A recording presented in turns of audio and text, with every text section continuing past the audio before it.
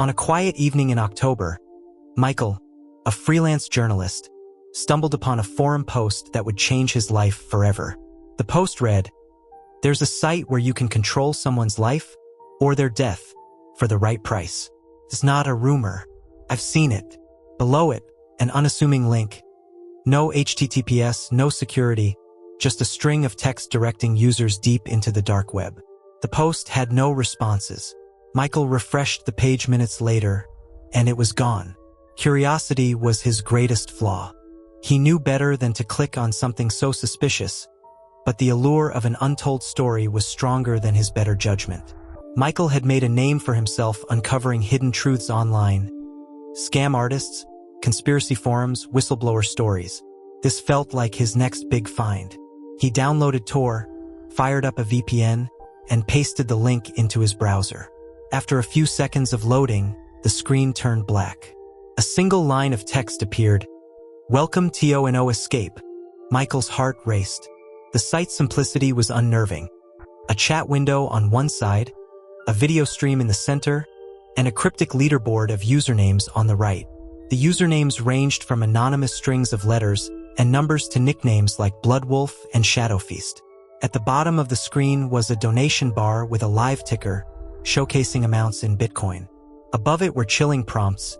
Decide their fate. Higher donations equals more control. The video feed was empty at first, showing only a poorly lit room with a lone chair in the center.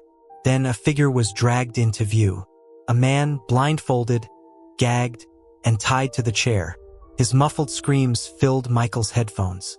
Michael's stomach churned. His first thought was that it was staged, some kind of elaborate hoax to prey on the gullible. But then the chat window lit up. Shadowfeast. Let's start small. Break a finger. Bloodwolf. 0.5 BTC if they make him beg first. Moments later, the ticker updated with a new donation. The screen flickered, and someone entered the frame. A masked figure dressed in black, holding a pair of pliers. The victim's muffled screams grew louder as the figure grabbed his hand. In one swift motion, the pliers snapped down on the man's finger. A sickening crunch echoed through Michael's headphones.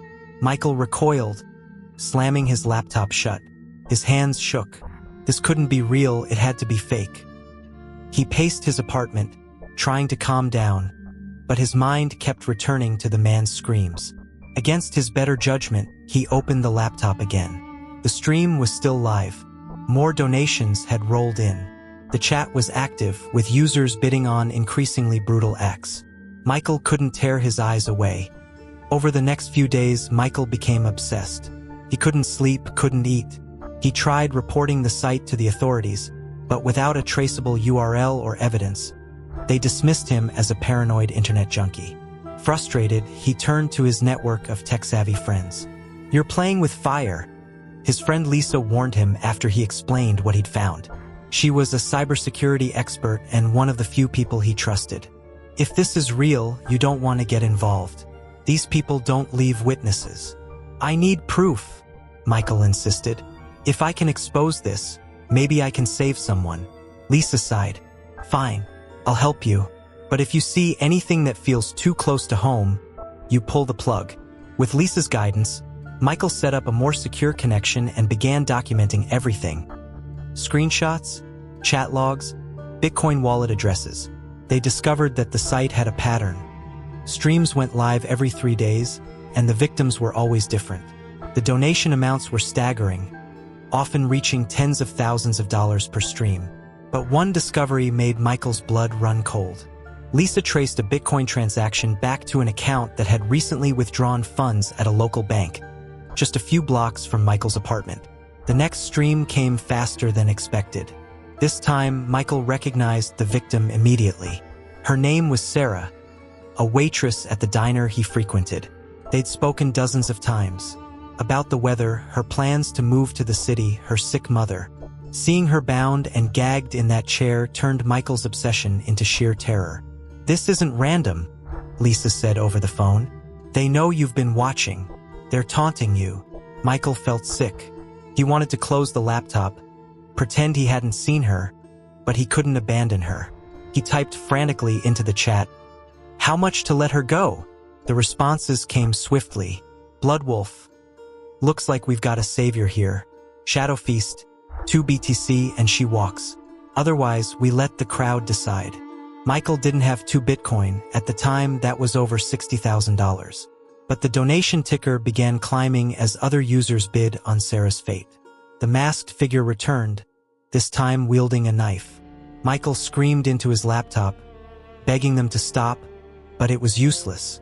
The knife hovered over Sarah's throat. The chat exploded with emojis and laughing reactions. Michael was helpless. The stream ended abruptly, the screen going black. Michael stared at his reflection on the monitor, consumed by guilt and rage. He called Lisa, but she didn't answer. Desperate, he decided to investigate on his own. Using the fragments of information he'd gathered, IP addresses, transaction logs, and metadata from the streams, Michael pieced together a possible location. An abandoned warehouse on the outskirts of town. Armed with nothing but his phone and a baseball bat, Michael drove to the warehouse. The building was decrepit, its windows shattered, the air thick with the stench of mildew. Inside, he found a makeshift studio. A chair, a camera, and a blood-stained floor. But no people. His phone buzzed. A new message. Nice try, Michael. You're next. Michael fled the warehouse, his heart pounding. When he got home, his apartment had been ransacked. His laptop was gone. A photo was taped to his bedroom mirror. A picture of him watching the stream, his horrified expression captured in perfect detail. He called Lisa again. This time, she answered, but her voice was trembling. Michael, I think I'm being watched. The line went dead. Weeks passed with no word from Lisa. Michael tried to move on, but he couldn't shake the feeling of being watched. Every time he walked down the street, he felt eyes on him. Every time he opened his laptop, he wondered if they were still out there, waiting. One night, a package arrived at his door. Inside was a USB drive. When he plugged it into his computer, a video started playing. A live feed of him sitting at his desk. A message appeared on the screen. Welcome to No Escape. In 2008, Kayla was just another teenager seeking connection on the internet. Social media was in its infancy, and forums were the place to be. That's when she found Oblivion Chat Room, a corner of the web where misfits gathered to share secrets, vent about life, and feel seen. The tagline read, "For those who walk the edge." The forum was plain and unassuming, designed in the archaic style of early internet platforms. Kayla liked that it wasn't flashy. It felt like a hidden refuge. Users went by pseudonyms. Her username was Stellar Skies. She quickly grew fond of the regulars. Grimbreeze, who posted cryptic poetry, Void Hunter, who shared eerie urban legends, and Lunar Echo, a girl about Kayla's age who often confided in her about her struggles. But Oblivion wasn't without its dark side. A long-standing rumor surrounded the site, a supposed curse tied to the chat room. Kayla had laughed it off when she first heard it. The story went that if you posted a specific phrase, "Oblivion takes us all," your profile would vanish, and you'd disappear shortly after. It was the kind of nonsense designed to scare people. Kayla had seen plenty of chain emails and internet hoaxes before. She didn't think much of it. A month later, Kayla logged into Oblivion to find the community in an uproar. Lunar Echo, her closest friend on the forum, had gone silent. Her profile was gone, completely erased. All her posts, threads, and comments had vanished, as if she'd never been there. The community was filled with speculation. Had she deleted her account, or had something more sinister happened? She said she was scared. Void Hunter wrote in a thread, "She messaged me a week ago about someone stalking her in real life." Kayla's stomach dropped. She had brushed off Luna Echo's paranoia in their last conversation, telling her it was probably just her imagination. Now she felt sick. She checked her private messages for any sign of Luna, but there was nothing. It was as if her friend had been wiped from existence. Over the next week, more users started disappearing. Grimbreeze was the next to go. One day, his poetry was flooding the forum. The next, his account was gone. The phrase "Oblivion takes us all" appeared in the chat repeatedly, often posted by anonymous users. Kayla tried to rationalize it.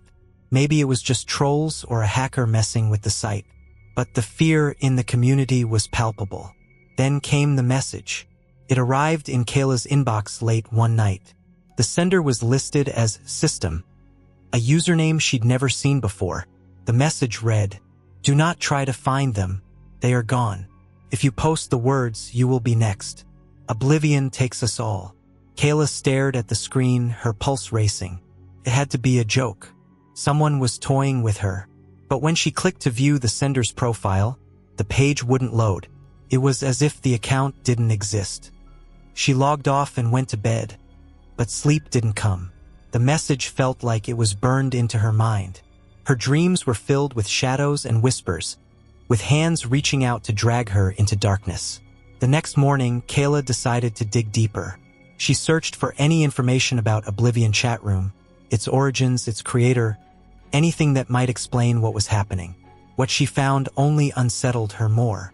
The site's domain had been registered anonymously, and its hosting provider was based overseas. There were no traces of its creator or moderators. Oblivion seemed to run on autopilot, as if it were a ghost of the internet. But Kayla stumbled across an old blog post from 2000 that mentioned the site.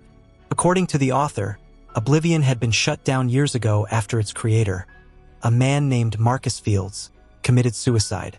Marcus, the post claimed, had been obsessed with death and the concept of digital immortality. He believed that by creating Oblivion, he could build a place where people's souls would linger even after their physical bodies died. Kayla dismissed it as another creepy internet myth, but it stuck with her. That night, Kayla returned to the chat room.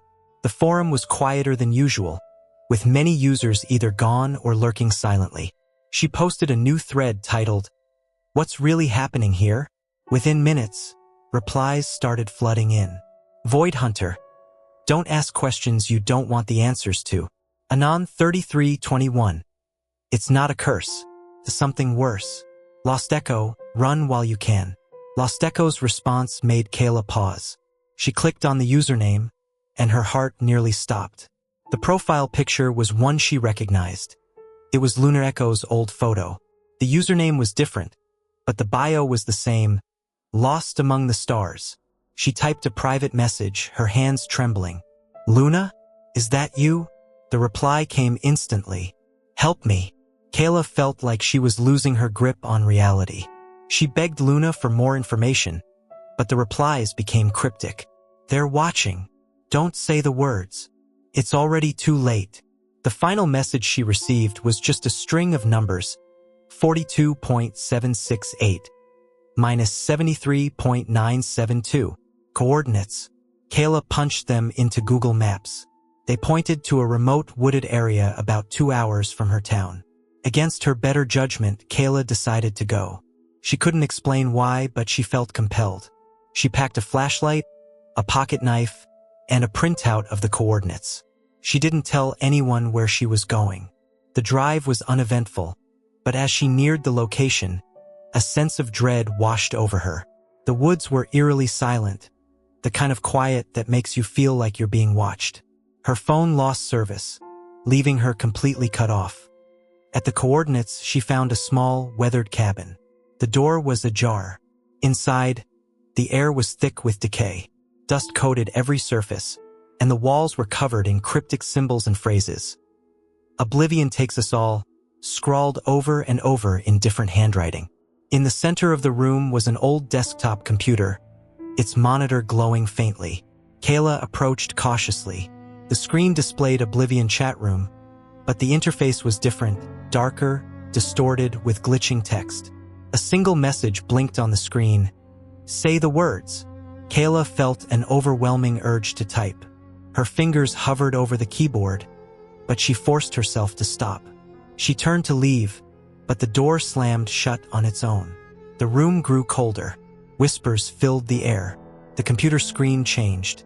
It now displayed a live feed of Kayla. The camera was somewhere in the room, but she couldn't see it. The whispers grew louder, the symbols on the walls seeming to writhe and twist. Kayla screamed and bolted for the door, kicking it open with all her strength. She didn't stop running until she reached her car. When she looked back, the cabin was gone. Kayla deleted her Oblivion account that night and never returned. But the experience haunted her. Occasionally, she'd receive emails from strange addresses, always with the same message: Oblivion takes us all. Years later, she found an obituary for a girl named Luna Evans. The photo was unmistakably Luna Echo. She'd gone missing in 2008, the same year Kayla joined the forum. Kayla never shared her story publicly, but sometimes, late at night, she wonders if Oblivion is still out there, waiting for its next victim. In the early days of the internet, people loved forwarding chain emails. Most were harmless. Jokes, funny memes, or inspirational quotes with a promise of good luck if you passed it along. But in 1997, a particularly sinister email began circulating. It didn't promise good luck. Instead, it claimed to grant any wish. The catch? It demanded a payment if you accepted its offer. By the time Erica stumbled across it in her inbox in 2006, it had already achieved urban legend status. She didn't know where it originated, but people swore by its eerie accuracy. Some said it had been created by a hacker who had gone insane. Others claimed it was the work of a cult. The truth was far murkier. The email subject line read, "Make your wish and pay the price." The body was simple: make a wish. Anything you desire will be yours. But remember, nothing comes without a cost. If you delete this email without making a wish, you forfeit your chance forever. If you choose to wish, the price will be determined later. Forward this email to 3 people to ensure your wish comes true. Do not break the chain. Erica rolled her eyes. People still fall for this nonsense? She muttered. She was a pragmatist, not one to believe in urban legends or supernatural nonsense. But curiosity got the better of her, and she read through the rest of the email. It included testimonials. "I wished for money. The next day, I won $10,000 in a lottery. This works. Anonymous. I wish to meet my soulmate. We're getting married next month. Sophie, 1999. I didn't believe it, but I wished for my dad to recover from his illness. He's now cancer-free. Greg, 2004. Erica scoffed. It sounded too good to be true, but she was stuck in a rut. Her finances were a mess. Her relationship had just ended, and her job felt like a dead end. A wish, even as a joke, couldn't hurt, right? She stared at the email for a long moment before typing into the reply box, "I wish to be rich." After hitting send, she hovered over the delete button, but something stopped her. She hesitated, then forwarded the email to 3 friends, half-jokingly apologizing for the spam. "Maybe I'll be rich tomorrow," she quipped in the message. The email didn't reply. Nothing happened. Erica went about her evening, feeling slightly foolish for even entertaining the idea. She brushed her teeth, went to bed, and forgot all about it. The next day, her phone rang. It was her estranged uncle's lawyer. "Erica, I have some news," the lawyer said, sounding somber. "Your uncle passed away last night. He left you everything in his will." Erica's jaw dropped. She barely knew her uncle. They hadn't spoken in years, but she soon learned he'd amassed a small fortune in real estate. His estate was worth nearly $3 million. Just like that, Erica was rich. Her excitement was tempered by guilt. She hadn't wished for anyone to die. Still, she rationalized it. Her uncle had been ill for years. His death was inevitable. But that night, as she lay in her newly inherited luxury condo, Erica received an email from an unknown sender. The subject line read, "Your price will be paid." She opened it. The message was blank except for a single line of text. "We will take what you cherish most." Erica tried to brush it off as a prank. But over the next few days, small things began to go wrong. Her cat, Luna, disappeared without a trace. Her boyfriend, Tom, who had been talking about reconciling, stopped answering her calls. He sent her a single text, "I can't do this anymore." No explanation. Then came the car accident. She was driving to the grocery store when her brakes failed. sending her skidding into a ditch. The car was totaled, but she walked away with only minor injuries. The mechanic who inspected the wreck later told her the brake line had been deliberately cut. Erica's excitement over her newfound wealth faded. She tried to trace the email, but it always came from a different IP address, bouncing around the globe in a way that even tech-savvy friends couldn't track. She reached out to the friends she'd forwarded the email to, hoping for some reassurance. To her horror, one of them, Lisa, admitted she'd also made a wish. "I wished for my dad to recover from his heart condition," Lisa confessed. "And he's doing great, but my mom fell down the stairs yesterday and broke her neck. She's in a coma now. Do you think it's connected?" Erica's blood ran cold. Another friend, Sarah, had wished for her dream job. She got it, only to find out her predecessor had died mysteriously. The third friend didn't respond to Erica's calls or texts at all. Over the next week, Erica's life unraveled. Her newfound wealth brought no comfort as she became consumed by paranoia. Her cat never returned. Tom filed a restraining order against her without explanation. Every time she left her condo, she felt eyes watching her. The emails kept coming, each more ominous than the last. "You cannot escape the cost. Your payment is due. Cherish what remains while you can." One night, Erica woke to the sound of whispering. She checked her phone, but there was no one in the apartment. She turned on every light, but the whispers grew louder, echoing in the empty hallways. Then her phone vibrated. Another email. "We are here." She screamed and ran to the door, but it wouldn't budge. The locks twisted, sealing themselves shut. The whispers turned to laughter. Her vision blurred and the world went dark. When Erica woke up, she was in the hospital. The doctors told her she'd suffered a panic attack and collapsed in her condo. But when she returned home, everything was gone. The furniture, the decor, even the walls themselves seemed dull and lifeless. It was as though her uncle's wealth had been stripped from reality. Her inbox was empty. The cursed email had vanished, along with every trace of her newfound fortune.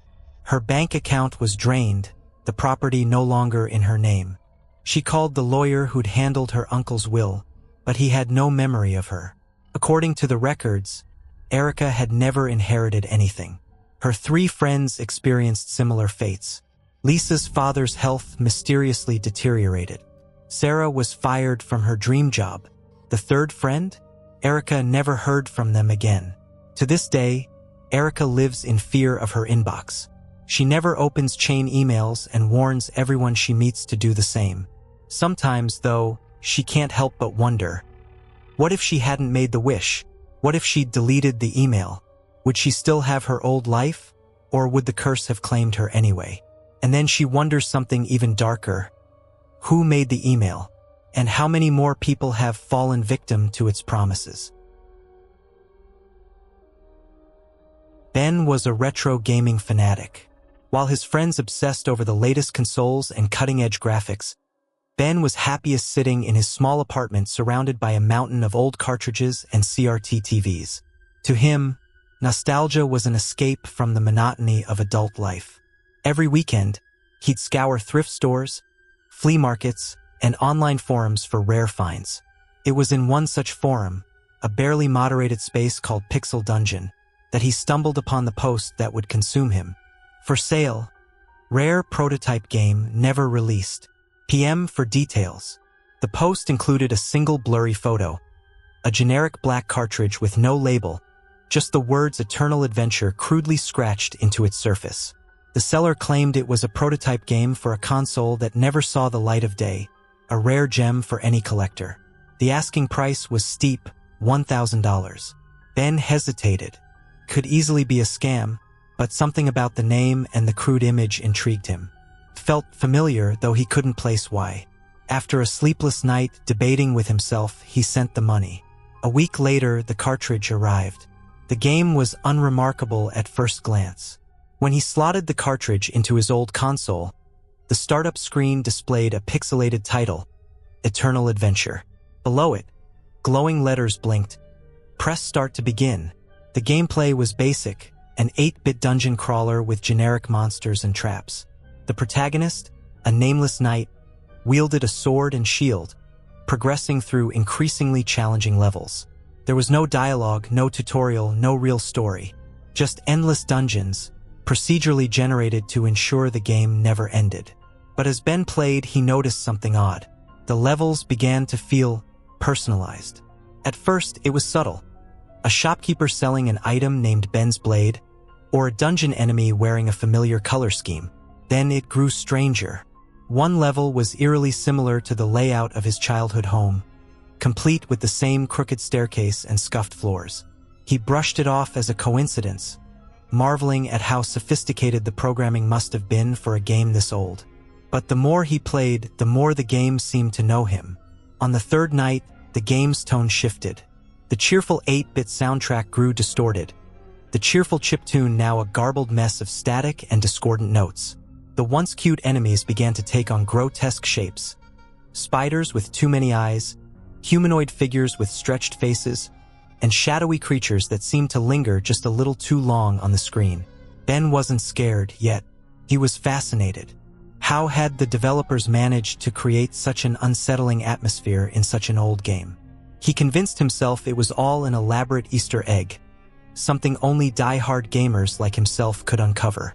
But then he reached a boss room unlike anything he'd encountered before. The screen went black, and a single word appeared: "Remember." The boss wasn't a monster. It was a pixelated version of his younger self, wearing the same clothes he'd worn in a photo his mother used to keep on her desk. The sprite stood still at first, but as Ben moved closer, it attacked, slashing at the knight with a weapon that looked eerily like a stick, something he used to play with in the woods behind his childhood home. He froze, hands trembling on the controller. Was this a coincidence? It had to be. But deep down, he felt something was very wrong. Ben became obsessed. He played every night, barely sleeping or eating. Each level delved deeper into his memories. He encountered dungeons that mirrored his middle school, his first apartment, even the hospital room where his mother had passed away.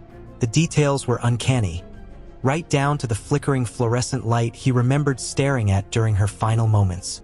The NPCs in the game began addressing him directly. "Why did you leave me?" one shopkeeper asked, its text box flashing rapidly. "Do you remember what you promised her?" whispered a shadowy figure lurking in a corner. Then came the levels he didn't recognize. Dark, endless hallways filled with whispers and distorted faces. These weren't memories, at least not his. They felt alien, yet familiar, as if they were glimpses of something just beyond his understanding. The more he played, the more the game resisted. The controls lagged, enemies appeared out of thin air, and the game would crash at pivotal moments. Yet every time he restarted, the game picked up exactly where it left off, as if it refused to let him quit. One night, after hours of grueling gameplay, Ben reached a new level. The screen displayed a message: "The final truth awaits." The dungeon was unlike anything he'd seen before. It was a sprawling labyrinth, each room filled with strange, flickering images, snapshots of moments from his life, as though someone had taken his memories and turned them into a twisted museum. He saw himself arguing with his mother as a teenager, walking away from his childhood best friend, and sitting alone in his apartment on countless nights. In the final room, a mirror awaited him. When the night approached, the reflection wasn't pixelated. It was a live video feed of Ben, sitting on his couch, staring at the screen. His face, pale and gaunt from weeks of sleepless nights, looked unfamiliar even to him. The reflection began to speak. "You've wasted your life, Ben, playing games, running from reality. You think this is your escape, but it's your prison." Ben tried to turn off the console, but the power button didn't respond. The controller was unresponsive too, but the game kept going. The reflection continued. "There's nothing left for you out there. Stay here, forever." The knight on the screen dropped his sword and shield. A prompt appeared: "Join the eternal adventure? Y/N." Ben hesitated. He didn't know what would happen if he chose yes, but he didn't want to find out. He hit no. The game froze. The music stopped. Then the screen turned blood red. A new message appeared: "You cannot leave. The console began to overheat, smoke rising from the cartridge slot. Panicked, Ben yanked the plug from the wall and threw the cartridge across the room. But when he turned around, the TV was still on, displaying the game's title screen. The words "Press Start to Begin" flickered faintly. He grabbed the cartridge and smashed it with a hammer, breaking it into pieces. Yet the screen didn't change. The game was still there, waiting. Desperate, Ben unplugged the TV, threw the console in the trash, and vowed never to touch another game again. But the damage was done. He began seeing things in the real world. Glitches, like tears in reality. Faces in mirrors lingered too long. Shadows in his apartment shifted when he wasn't looking. And then, one night, the TV turned on by itself. The title screen of Eternal Adventure stared back at him. This time, the words had changed. "Welcome back, Player 2. Ben's friends never heard from him again. His apartment was found abandoned, his belongings untouched. But among the clutter was an old CRT TV. The screen displayed a familiar message: "Press Start to Begin." In 2012, Mia was a tech writer for a mid-level blog covering the latest in apps and social media. Her job was to scour the internet for new platforms to review, hoping to find the next big thing. One late night, while scrolling through obscure tech forums, she stumbled across a cryptic mention of an old, defunct social network called Ethereal. The forum post read, "Anyone remember Ethereal? It was like Facebook, but different. It let you talk to the dead. Creepiest thing I've ever used. Weird how it just disappeared."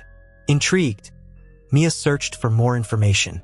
Ethereal had launched in the mid-2000s during the social media boom, but faded into obscurity after only a year. There were vague rumors about why it had shut down.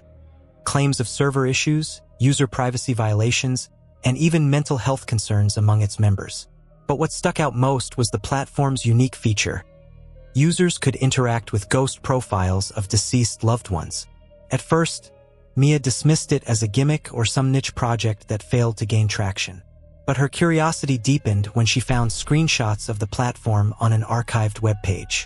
The user interface looked basic, similar to early Facebook or MySpace, but the tagline was chilling: "Stay connected forever, even when they're gone." The deeper Mia dug, the stranger the stories became.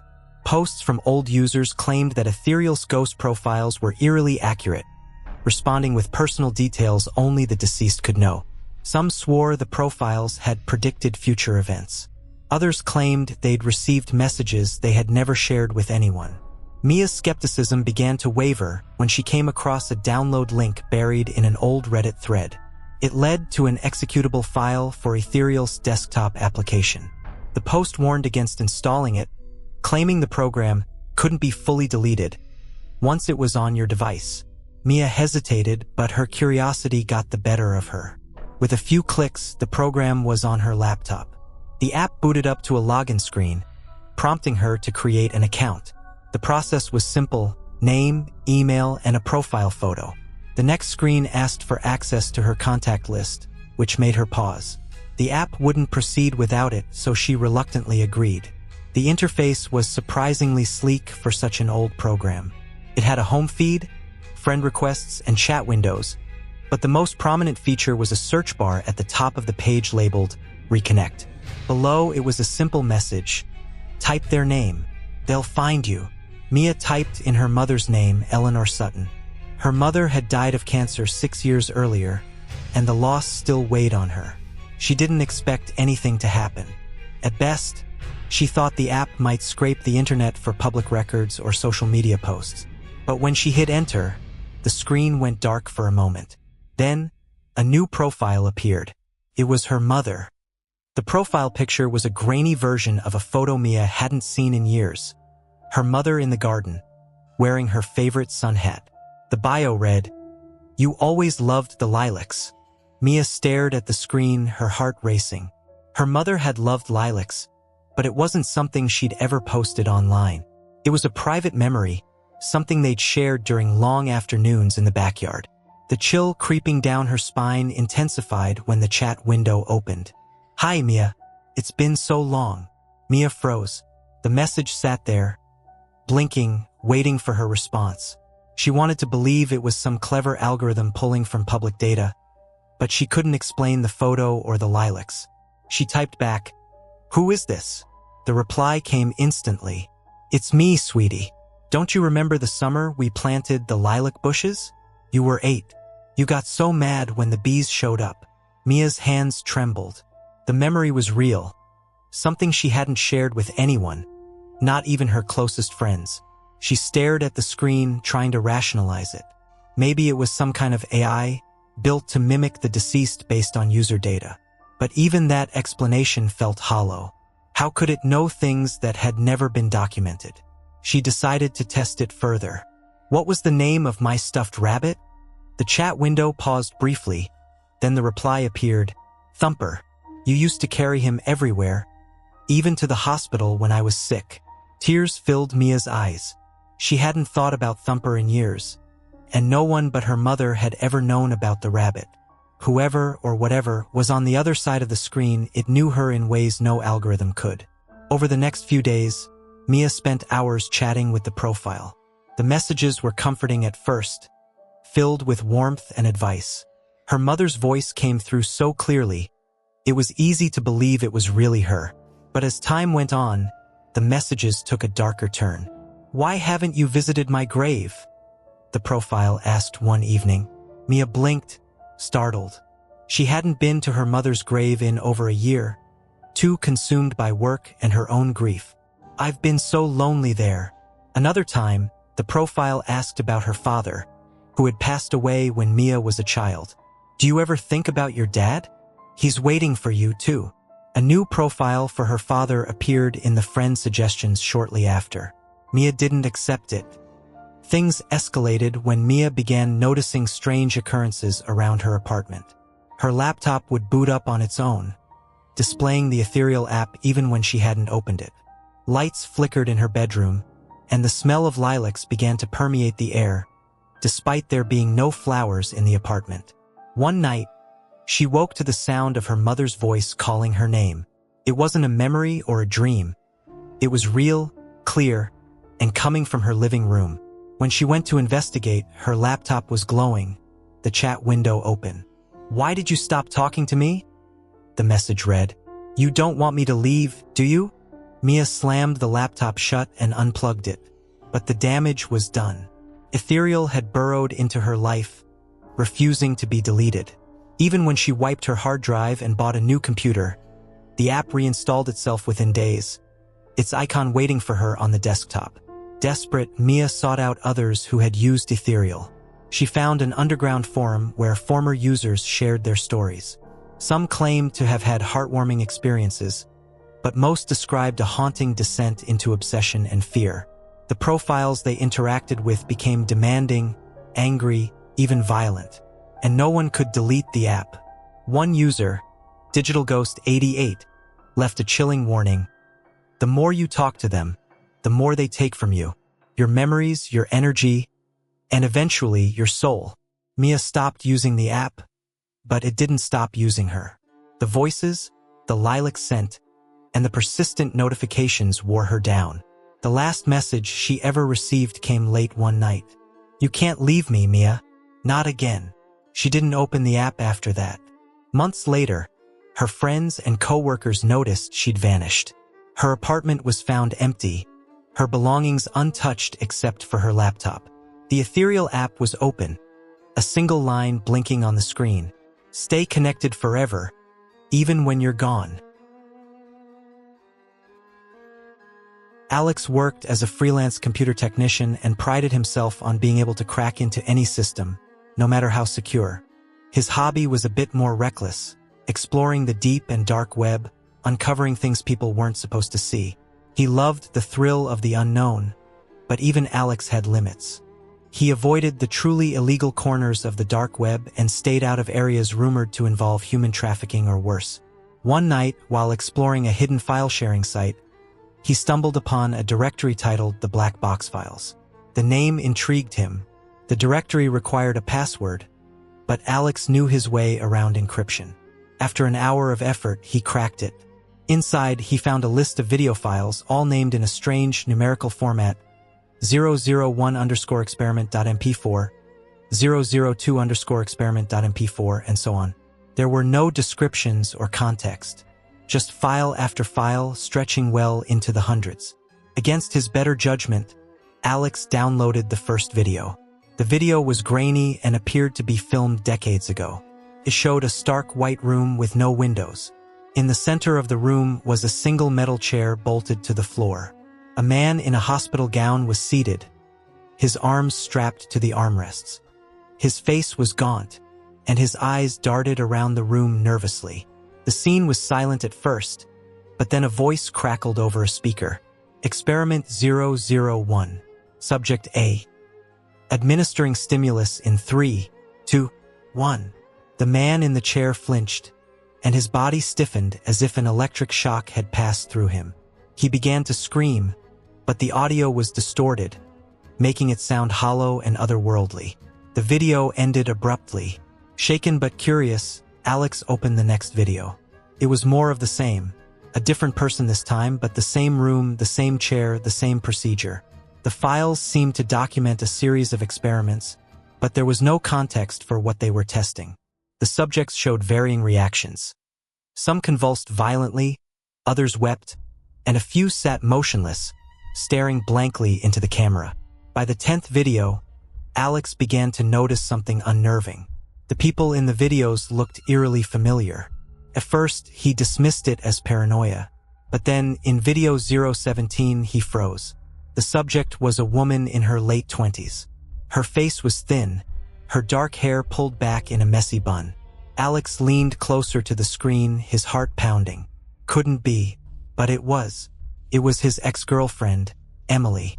Emily had disappeared 3 years ago. They'd broken up shortly before she vanished. But Alex had always felt guilty about the way things had ended. She'd been struggling with depression, and he hadn't been there for her.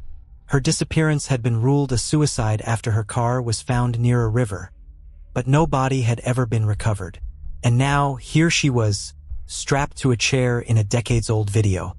Alex's mind raced. Was this some kind of elaborate hoax? A deepfake? But the footage was too old, the graininess too authentic. He scrubbed through the rest of the video. Emily sat in the chair, trembling, as the voice over the speaker repeated its countdown. Administering stimulus in 3, 2, 1. Her screams tore through the speakers, distorted yet unmistakably hers. Alex felt bile rise in his throat. He couldn't watch anymore. He closed the video and sat in silence, his heart pounding. But curiosity and desperation drove him to continue. He opened the next video, and the next, searching for answers. The experiments grew more horrifying. Subjects were exposed to flashing lights, loud noises, and prolonged isolation. Some were injected with unknown substances. In one video, a man clawed at his own eyes until his face was a bloody mess. By the time Alex reached video 043, he was shaking. The subject in this video was him. He stared at the screen, unblinking, as the camera panned to a version of himself, younger by about 5 years, strapped to the chair. His own reflection stared back at him, his face pale and his eyes wide with terror. Experiment 043. Subject C. Administering stimulus in 3, 2, 1. The voice was cold, emotionless. Alex's doppelganger thrashed against the restraints as electricity crackled through his body. The screams were his own, distorted but unmistakable. He closed the video and leaned back in his chair, his head spinning. This couldn't be real. He would have remembered something like this. He wasn't a missing person. He hadn't been abducted. He'd lived a normal life. So why was there footage of him in that chair? Desperate for answers, Alex opened the final file in the directory. Unlike the others, it wasn't a video. It was a text document titled read_im_first.txt. The file contained only a single paragraph. To those who have found these files, know this: you were part of the experiments. The memories of your time here were erased, but the scars remain. The Black Box Project was never meant to be uncovered. If you value your life, delete these files immediately and forget you ever saw them. They are watching. Alex's blood ran cold. He scanned his body for scars or marks but found nothing unusual. Yet his mind began to fill with fragmented images, bright lights, faceless figures in lab coats, the sound of his own screams. He couldn't tell if they were real memories or if his mind was playing tricks on him. Determined to rid himself of the files, Alex tried to delete them, but every time he dragged them to the trash, they reappeared on his desktop. His antivirus software flagged the directory as dangerous but couldn't remove it. Even wiping his hard drive didn't work. The files reappeared as soon as he rebooted. Strange things began happening around his apartment. His electronics malfunctioned, his lights flickered, and he heard faint whispers at night. Then the emails started. The first one was blank, sent from an address that didn't exist. The second contained a single line, "You shouldn't have watched." The third email included a photo attachment. It was a still image from one of the videos, a close-up of his face as he screamed in the chair. Alex stopped sleeping. He became paranoid, convinced he was being watched. Every shadow seemed to move. Every sound felt like a threat. He tried reaching out to authorities, but no one took him seriously. His friends stopped answering his calls, worried about his growing paranoia. One night, his laptop turned on by itself. The screen displayed the same white room from the videos, empty except for the chair. A live feed. Alex stared in horror as the door to the room creaked open. Two figures entered, dragging a third between them. The person was unconscious, their head hanging limply. When they lifted the figure into the chair, Alex felt the blood drain from his face. It was him.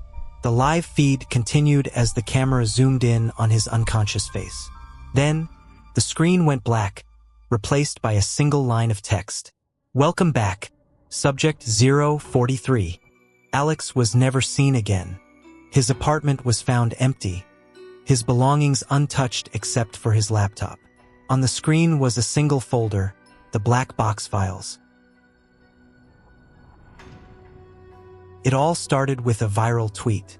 In the summer of 2021, a new crowdfunding website called Funded Dreams took the internet by storm. Unlike traditional platforms like Kickstarter or GoFundMe, Funded Dreams prided itself on anonymity. Anyone could propose a project, no matter how outrageous or absurd, and donors could contribute without fear of judgment. The catch? No project was off-limits. There were no moderators, no ethics review. The only rule was that if a campaign hit its funding goal, the creator was contractually obligated to fulfill the promise. First, it was harmless fun. People funded bizarre ideas like a 12-foot statue of a rubber duck in the middle of Times Square or a public fireworks show that spelled out, "I love tacos." But soon, the anonymity attracted darker projects, things that wouldn't survive scrutiny on a mainstream platform. Claire first heard about Funded Dreams through her friend Jason, a tech enthusiast always up to date with the latest internet trends. They were sitting in a coffee shop when he showed her the site on his laptop. "Look at this insanity," Jason said, scrolling through the campaigns. "Someone's raising $10,000 to fake an alien abduction prank. And this guy wants $5,000 to live stream himself in a haunted house for a week." Claire laughed. "I can't believe people actually donate to this stuff." "It gets worse," Jason said, lowering his voice. He pulled up a campaign that made Claire's stomach churn. The title read, "The Ultimate Hunt." The goal? $50,000 to stage a live-action survival game. The description was cryptic. "We choose a target. They have 24 hours to escape. If they survive, they win the pot. If they don't, well, you'll have to watch and see." "That can't be real," Claire said, leaning closer. The campaign had already raised $38,000. "I don't know," Jason said. "I heard people talk about this on Reddit. Apparently, Funded Dreams doesn't vet campaigns. As long as someone pays the hosting fee, they can post whatever they want." Claire felt a chill run down her spine. "This should be illegal." Jason shrugged. "Probably is. But it's the dark side of the internet, you know? People get off on this kind of stuff." Over the next week, the campaign reached its goal. Social media buzzed with rumors about the ultimate hunt. Some thought it was a joke or a publicity stunt. Others believed it was real and claimed to have seen similar events on the dark web. Claire tried to ignore it, but curiosity got the better of her. Late one night, she searched for the campaign again. The page was gone, replaced with a single message, "Stay tuned for updates." Then she received the email. The subject line was simple, "You've been chosen." Claire stared at her screen, her pulse quickening. The sender was anonymous, and the message contained only a few lines. "Congratulations, Claire. You're the target of the ultimate hunt. You have 24 hours to escape. If you survive, the $50,000 is yours. If not, you'll make a great show. Good luck." Attached was a timer counting down from midnight. Below it was a link to a live streaming page. Claire's hands trembled. She deleted the email and shut her laptop, telling herself it was just a prank. But when she looked out her apartment window, she noticed a black car idling across the street. It had been there for hours. Her phone buzzed with a text from an unknown number. "Run." First, Claire didn't know what to do. She called Jason, explaining everything in a panicked voice. "That's insane," he said. "It has to be a joke. Did you click the live stream link?" "No," she snapped. "Why would I?" "Because you need to know if this is real," Jason said. "Hold on, let me check." Claire heard typing on the other end of the line. Then Jason's voice dropped. "Holy, Claire, there's a stream. And it's you. It's your apartment building." "What?" she whispered. "It's live right now," Jason said. "The chat is going crazy. People are betting on how long you'll last." Claire's blood ran cold. She peeked out her window again. The black car was gone, but she felt eyes on her. Someone was watching. She grabbed a backpack, stuffed it with essentials, and ran out the door. For the next few hours, Claire was on the move. She avoided public places, stuck to alleys and side streets, and tried to keep a low profile. But the texts kept coming. "We see you. The park won't save you. Keep running. It's more fun that way." At one point, Claire ducked into a gas station bathroom and opened the livestream link. Her heart sank. The feed was tracking her in real time, complete with a map of her location. The chat was alive with comments. User 123, "She's in the gas station." Bloodwolf 99, "I give her 2 hours max." Hunter X, "She'll never make it out of the city." Someone had placed a $5,000 bet on her being caught within the hour. Claire turned off her phone and smashed it against the sink. Whoever was behind this had access to everything. Her GPS, her email, her entire life. As night fell, the chase escalated. Claire spotted drones in the sky, their red lights blinking ominously. She heard footsteps behind her, saw shadows moving in the alleys.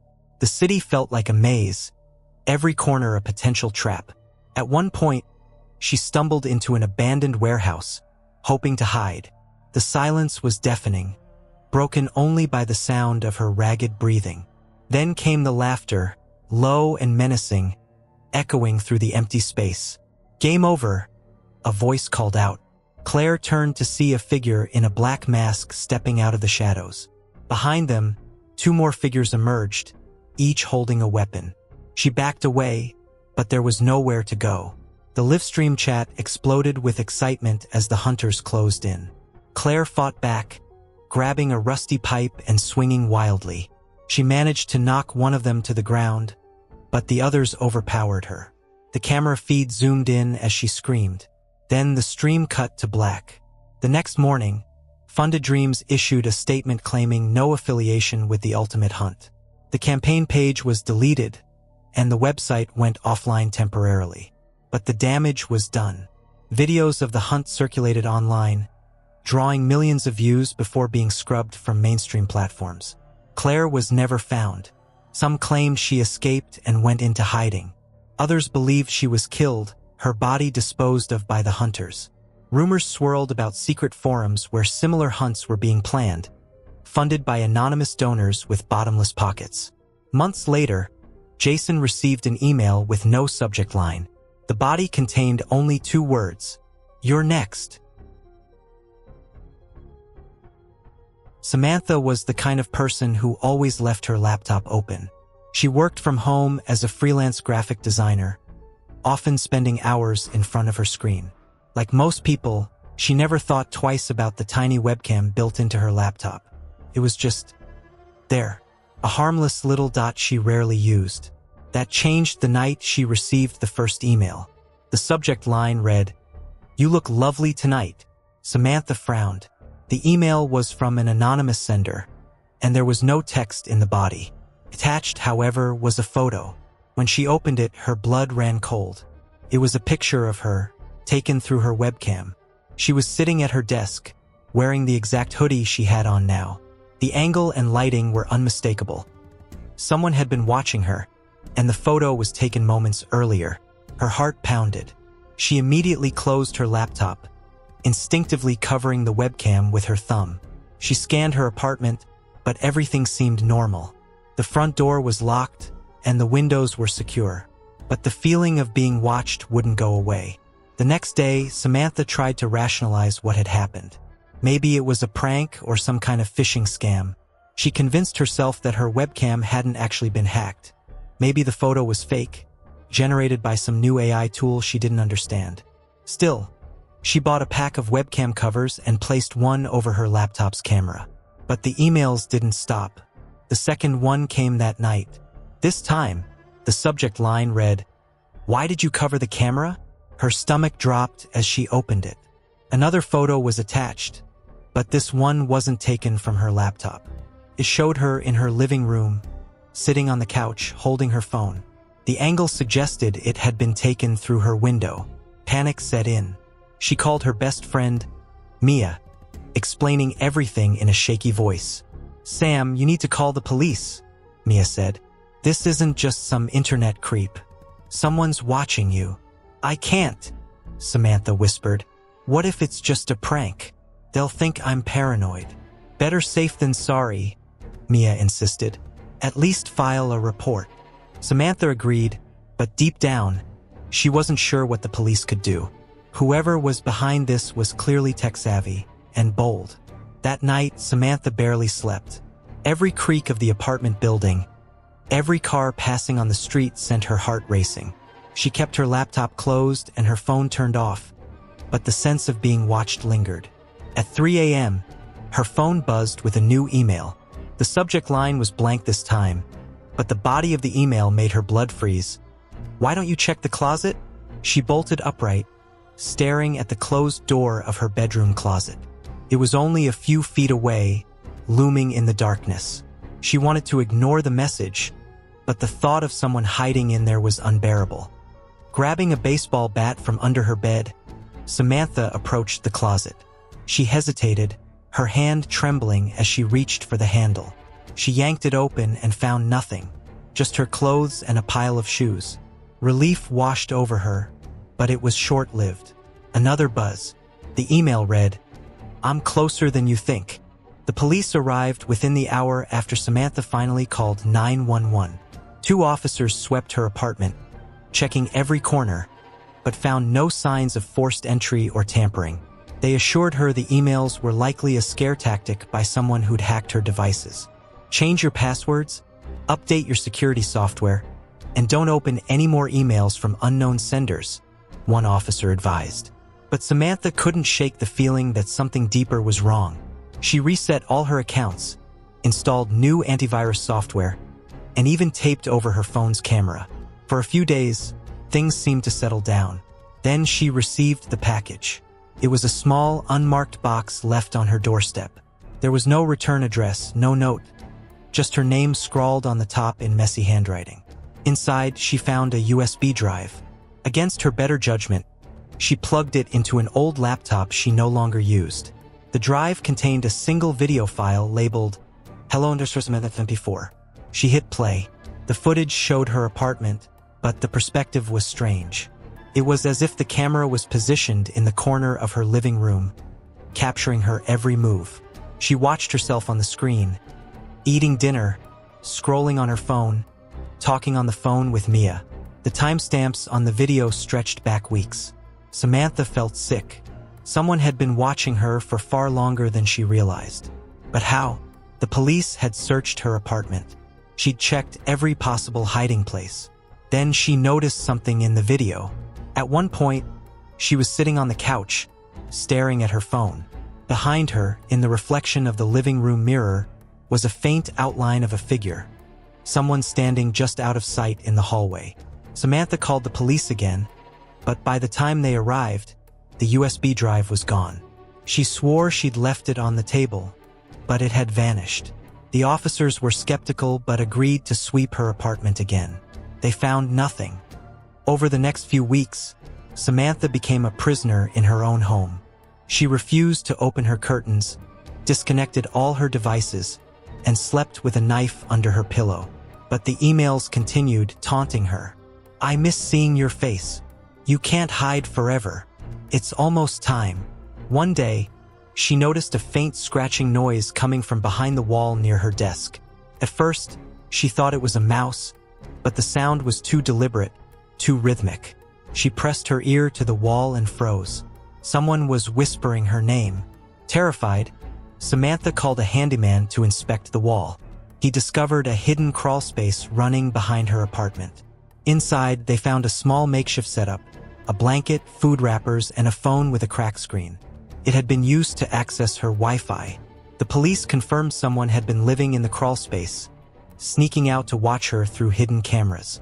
The intruder was long gone, but they left behind one final message, scratched into the wall. "Watching you was fun. Let's do it again soon." Months later, Samantha moved to a new city, installed a state-of-the-art security system, and avoided using technology as much as possible. But she never felt safe again. And every so often, she swears she sees a shadow pass behind her in her webcam's reflection, even when the camera is off. Greg wasn't supposed to be on the office computer that late at night. He was a temp worker, hired to do data entry for a small accounting firm. The job was mind-numbingly boring, but it paid the bills. On his final night, after everyone else had left, Greg stayed late to finish a backlog of files.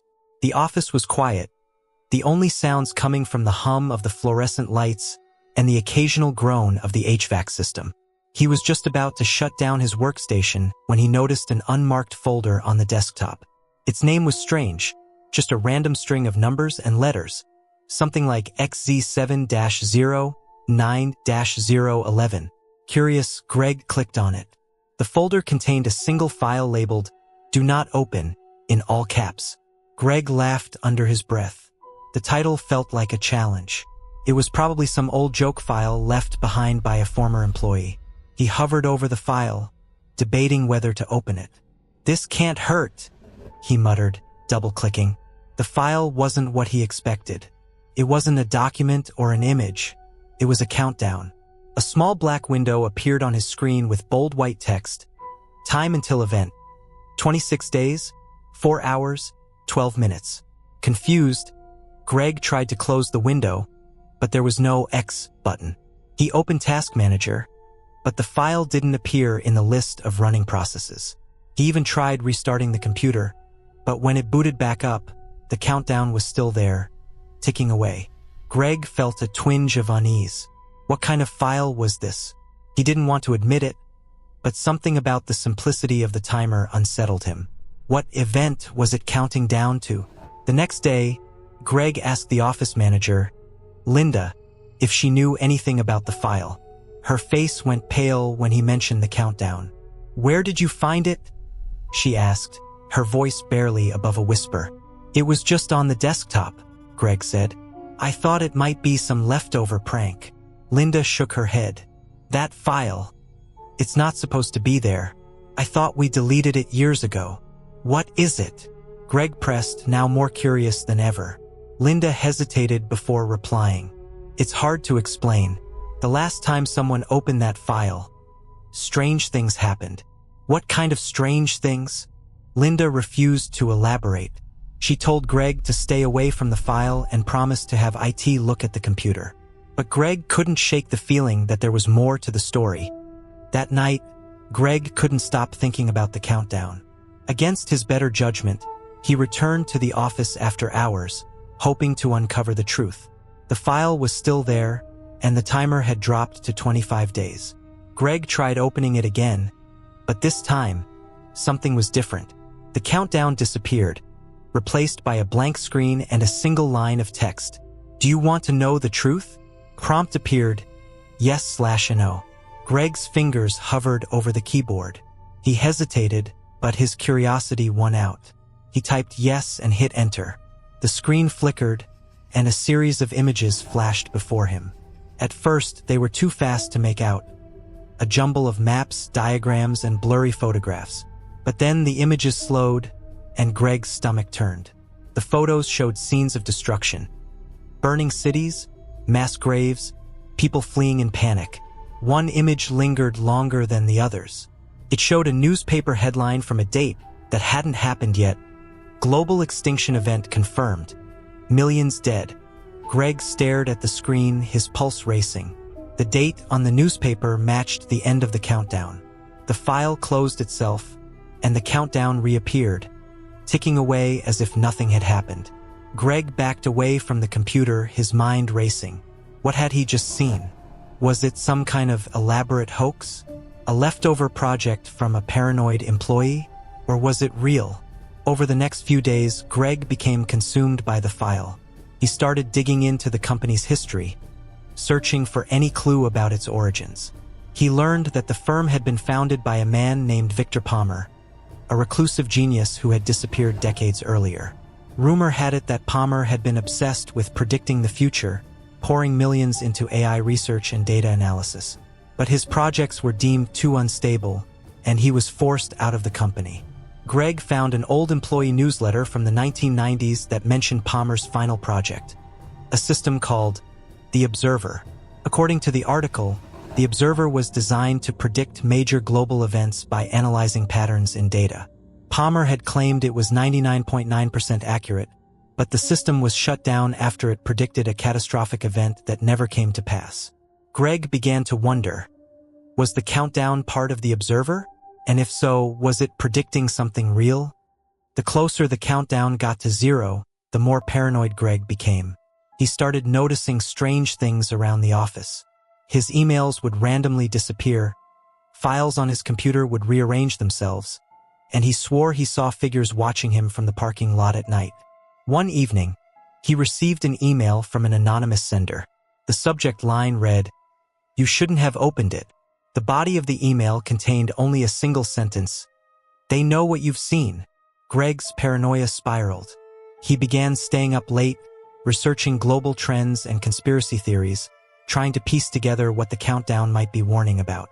He uncovered news articles about rising tensions between nations, unexplained natural disasters, and mysterious disappearances. As the countdown reached its final days, Greg noticed more strange behavior from his computer. The countdown would occasionally freeze, only to resume with a violent glitch. Sometimes, new messages would appear below the timer. "You can't stop it. Prepare yourself. The end is inevitable." On the final day, the office was eerily quiet. Greg sat at his desk, staring at the countdown as it ticked down the last few hours. He tried calling Linda, but her phone went straight to voicemail. Most of the other employees had left early, claiming they felt sick or had urgent errands to run. As the countdown entered its final minute, the screen changed. A video feed appeared, showing a live view of a city skyline. At first, nothing seemed unusual, just cars moving along the streets and people going about their day. Then the sky darkened. A bright flash filled the screen, followed by a deafening roar. The buildings crumbled in an instant, swallowed by a wave of fire and ash. The feed cut out, replaced by a single line of text. This was just the beginning. When the timer hit 0, Greg's computer shut down. He tried turning it back on, but the system was completely unresponsive. He rushed outside, expecting to see chaos in the streets, but everything seemed normal. The world hadn't ended. Not yet. But over the next few weeks, strange reports began to surface. Unexplained explosions, mysterious illnesses, and rising global tensions. Greg couldn't shake the feeling that the countdown had been a warning. And whatever it was predicting wasn't over. It was only just beginning. It started as a harmless curiosity. Lena, a graduate student in artificial intelligence, stumbled upon a thread on a niche tech forum about an AI chatbot named Oracle. Unlike popular bots like ChatGPT or Alexa, Oracle wasn't designed for customer service or entertainment. It was an experiment in predictive algorithms, developed by an unknown team of researchers before mysteriously vanishing from the public eye. The thread described Oracle as too accurate. Supposedly, users could ask it questions about anything, relationships, finances, even the future, and it would respond with eerily precise answers. Some claimed it predicted stock market crashes. Others swore it foretold personal tragedies. But every post came with a warning: never ask Oracle personal questions, and never ask about your death. Most people dismissed it as an urban legend, but Lena's interest was piqued. As a researcher, she'd seen impressive advancements in AI, but the idea of a predictive chatbot that could accurately foresee the future was far-fetched. She dug deeper, eventually finding a download link buried in an old Reddit post. Against her better judgment, she clicked it. The program was simple: a blank window with a single text box and a blinking cursor. No flashy design, no onboarding tutorial. Just a prompt: ask me anything. Lena hesitated. She typed a test question: what's the weather tomorrow? Oracle responded instantly: rain in the morning, clear skies by 3 p.m., 61 degrees Fahrenheit. A basic answer, but plausible. She cross-checked it with her weather app. It matched perfectly. Encouraged, she tried something harder. What's the stock price of Tesla in 3 days? Oracle's reply was precise: $302.14. This answer felt like a shot in the dark, but Lena wrote it down, intending to verify it later. For the next few hours, she tested Oracle with increasingly complex questions. Its responses were never vague. They were exact, down to the smallest detail. It predicted her professor's exact lecture topic for the next class, her roommate's plans for the weekend, and even her own upcoming credit card balance. Every answer it gave was eerily accurate. Lena was hooked. 3 days later, the Tesla stock price closed at exactly $302.14. Lena stared at the number on her phone, her heart racing. Oracle wasn't just a chatbot, it was something else entirely. She began asking it about larger, more abstract events: global politics, economic trends, scientific breakthroughs. Oracle's responses were detailed and confident, but always cryptic. It described geopolitical shifts months before they made headlines, and it predicted the launch of a groundbreaking new technology by a major tech company. As time went on, Lena realized that Oracle wasn't just observing patterns. It seemed to know things no human could. That's when she decided to ask it a personal question. What will happen to me in 5 years? Oracle paused for the first time. The blinking cursor stretched on for what felt like an eternity before it finally replied. You won't be here in 5 years. Lena's stomach dropped. She stared at the screen, unsure how to process the response. She tried rephrasing the question, but Oracle repeated the same ominous answer. She even tried asking indirectly about her career, her research, her family, but every path led back to the same conclusion. She wouldn't live to see the next 5 years. Lena shut her laptop, her heart pounding. It had to be a mistake. Oracle wasn't omniscient. It was just an algorithm. And yet, its accuracy with everything else left her rattled. Over the next few days, Lena avoided the program. But the thought of Oracle lingered in the back of her mind, eating away at her. What did it mean? Was it predicting her death? An accident? A disease? The uncertainty was worse than the answer itself. One night, unable to resist, she opened the program again. How will I die? She typed, her fingers trembling. The reply came instantly. Car crash. April 14th, 2026. Lena stared at the date. It was 3 years away. She felt cold all over. This was no vague fortune-teller prediction. It was specific and final. She tried reasoning with herself. Oracle couldn't possibly know this. It was just data and algorithms spitting out probabilities. But what if it wasn't? What if it was something more? From that day forward, Lena's life changed. She became hypervigilant, avoiding unnecessary risks and obsessively planning her days. She stopped driving altogether, took public transit everywhere, and even avoided crossing busy streets. But no matter how cautious she was, the date loomed over her like a dark cloud. Her work began to suffer. Her friends noticed her growing paranoia, but she couldn't bring herself to explain why. The few times she tried, people laughed it off or told her she was overreacting. But Oracle kept proving itself right. Every prediction, no matter how small, came true. It felt as though the program was unraveling her life, piece by piece. As April 14th, 2026, approached, Lena's anxiety spiraled out of control. She took the day off work, locked herself in her apartment, and refused to go outside. She unplugged her phone, covered her windows, and double-checked every lock. She was determined to survive the day. But as the hours ticked by, a strange feeling crept over her. Was her paranoia making her blind to something obvious? Oracle had never been wrong before. What if the crash wasn't literal? What if it was a metaphor for something else? At exactly 11:58 p.m., her laptop powered on by itself. The Oracle program opened, displaying a single line of text. "You can't escape the inevitable." Before Lena could react, the building shook violently. A deafening roar filled the air as her apartment walls cracked and the ceiling caved in. The last thing she saw was a flash of light, a car crashing through the front of the building. The driver, a stranger speeding home, had lost control on the wet road. The next day, news of the bizarre accident spread across the city. Lena's death was ruled a tragic coincidence, an unpredictable event. But her laptop remained untouched, the Oracle program still open. When investigators later examined it, the screen displayed a new line of text. One prediction fulfilled, many more to come. The laptop was sent to storage, but strange rumors began circulating. Other officers reported seeing the program open by itself, its cursor blinking, as though waiting for the next question.